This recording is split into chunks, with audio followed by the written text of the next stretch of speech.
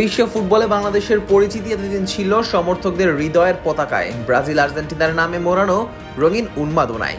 কিন্তু সময় বদলেছে। এখন ইউরোপের চ্যাম্পিয়নশিপ লিগে টাচ লাইন ঘেঁষে ধারাভাষ্যকাররা যে নামটা উচ্চারণ করেন গর্ব ভরে, তা হলো হামজা চৌধুরী, বাংলাদেশ ইন্টারন্যাশনাল।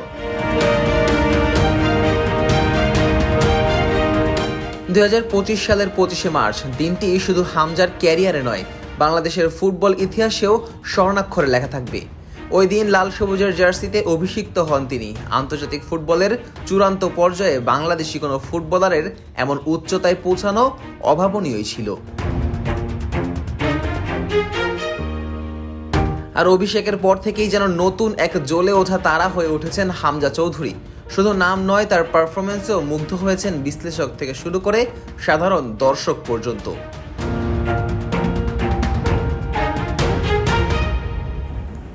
গতকাল বার্নলির বিপক্ষে গুরুত্বপূর্ণ ম্যাচে হামজার ক্লাব শেফিল্ড ইউনাইটেড মাঠে নামে প্রিমিয়ার লিগে সরাসরি কোয়ালিফাই করার লক্ষ্য নিয়ে।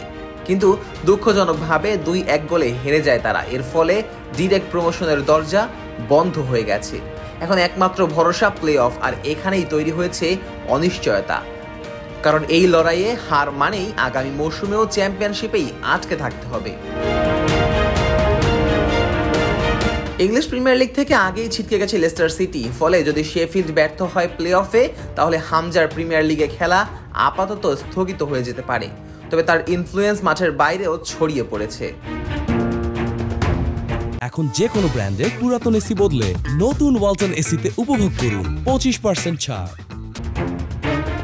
এই ম্যাচে 90 মিনিটে 2টি সফল ট্যাকেল, 42টি অ্যাকুরেট পাস, একটি ফাউল। সাধারণ পরিসংখ্যানের চেয়েও এগুলো একজন ফুটবলারের প্রভাব বোঝাতে অনেকটাই বেশি। সোফা স্কোরে 6.8 রেটিং, যা পুরো রক্ষণভাগে দ্বিতীয় সেরা। তার উপস্থিতি শুধু রক্ষণ নয়, মিডফিল্ডের গতিপথকেও নিয়ন্ত্রণ করেছে। তিনি এমন একজন মিডফিল্ডার যিনি গেম রিড করেন যেন দাবাড়ু, আর প্রতিপক্ষের অ্যাটাক ভেঙে দেন যেন এক যোদ্ধা।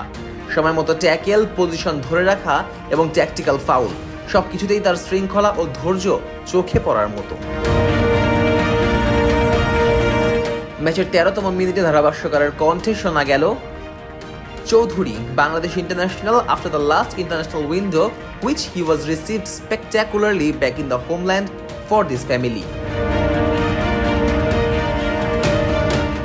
একটি বাক্যে ফুটে উঠেছে হাজারো আবেগ, যেন হামজার পায়ের ছোঁয়ায় পুরো দেশের হৃদয় স্পন্দিত হয়।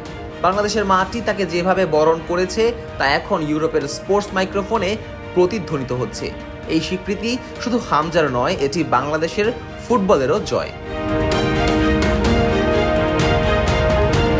Football isn't just a game, it's an identity, it's belief, it's revolution.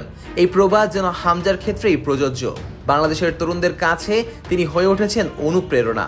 একজন ইউরোপিয়ান বংশোদ্ভূত বাংলাদেশি হয়ে দেশের হয়ে খেলছেন, নিজেদের পতাকা কাঁধে নিয়ে বিশ্ব দরবারে হাঁটছেন।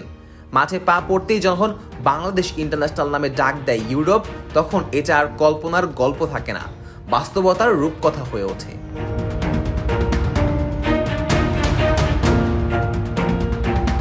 হামজা যেভাবে একের পর এক ম্যাচে প্রভাব বিস্তার করছেন, তার মধ্য দিয়ে স্পষ্ট হয়ে উঠেছে বাংলাদেশ এখন আর শুধু ফুটবল প্রেমী দেশ নয়, এখন ফুটবল চর্চার দেশে রূপান্তরিত হচ্ছে।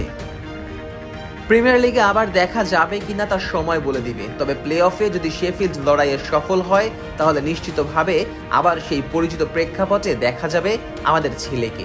তবে এই কথা নিশ্চিত, Hamza Chowdhury is not just playing football, he is playing history, he is building legacy. Najmus Saqib, On Field.